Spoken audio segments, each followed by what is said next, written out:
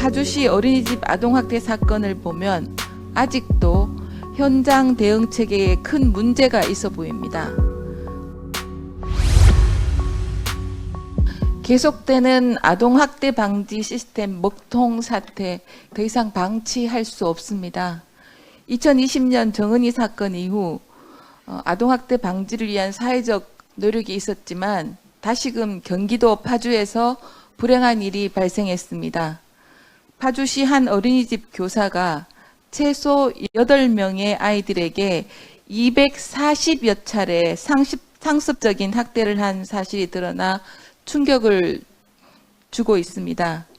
특히 지난 1월에 의혹이 커지자 경찰이 파주시에 어린이집 조사를 요청했지만 파주시는 전수조사 미동의서가 제출되었다는 이유로 아동학대 사건을 수개월 동안 방치했습니다. 파주시청은 지난해 1월부터 아동학대 전담 아동보호팀을 뒀지만 이번 학대 사건을 막지도 못하고 또 제대로 대응도 못했습니다.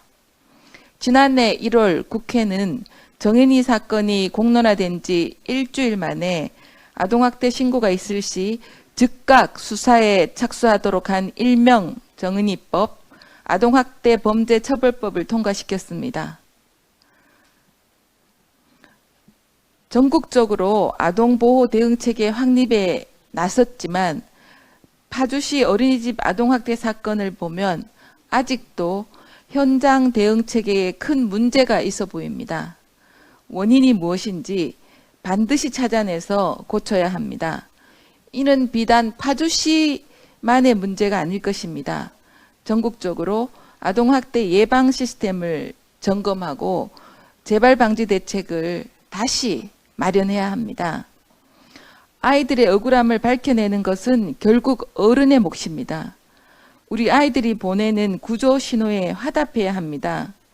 전국의 아동학대 대응 시스템이 제대로 작동하고 있는지, 현장에서 보완해야 할 점은 무엇인지 여야를 떠나서 전국적으로 전수조사를 해야 합니다.